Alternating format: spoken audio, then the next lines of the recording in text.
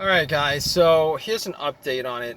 I did a couple of things. Basically what I did was I went and I released some pressure from the tires thinking maybe I overfilled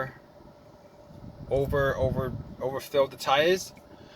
And got it to 35 and then got it to 33 around that area. 32 is where it's supposed to be. 33 is where it's supposed to be, but I got it lower. I got to around 32 or something like that. I didn't do anything. And then what I did was I thought to myself, okay, so that didn't work. What we're gonna do is we're going to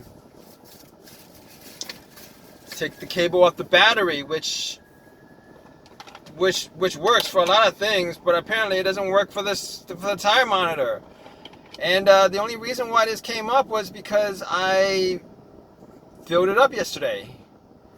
All right, and apparently only one of them, as you guys can see. Well, let me see. It's checking in 33. It's got 33, 33, 32. Apparently only one of them is not working. All right, I'm gonna drive it around some more. Because apparently one of the tires is not showing up, and that's better than what it was before, because it only shows up like this when I do the tire, when I have it off or when I have it on or something like that, you know. And it's not a big deal. It's not a big deal, except for the fact that I actually like the tire monitor because it tells me whether my air is low or not. And I really don't like having this blinking light on here. Don't like it.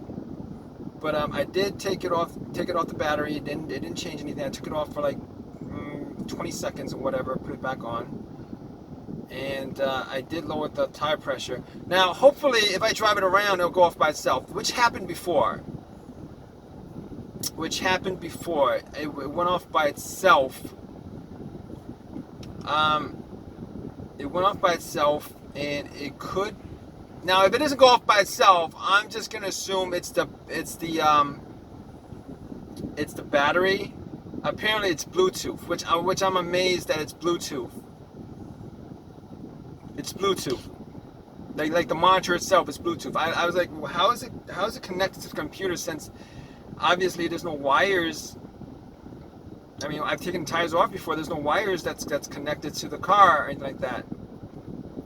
But anyway, irrespective of that, I actually checked all the fuses. There is such a thing as a TPMS fuse, tire pressure monitor fuse. There is. Apparently, there isn't one for this car. Apparently, there's no reset for this car for the tire pressure monitor. And I guess it's just another thing for me to solve. Something for me to solve, not another thing. This car's been alright for me. I haven't had too many issues with it. I had a check engine light for, I think it's the catalytic converter or an O2 sensor, which I'm gonna switch up both to O2 sensors. But it's got 282,000 miles, and this is the only thing that showed up since yesterday. It just showed up yesterday after I filled up the tire. After I filled up the tires. Now,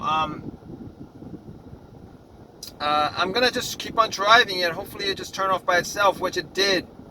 It did do that. It's done that before, like once. When I say it's done that before, I mean one time it's done that. It's done that before. Geez. Yeah, the only thing is I don't like lights on my dash. I know I'm not the only one. I've spoken to people who don't like lights on the dash. I'm not the only one. But we'll see. I'm gonna keep you guys updated on this. I know there's a spare tire that you should check. I did check the spare tire. Definitely did check the spare tire. Originally, this I had issues with this last time. It was maybe 4 months ago because of the spare tire. I filled it up, and I haven't had any issues since. But this is not related to that. But I did double check it.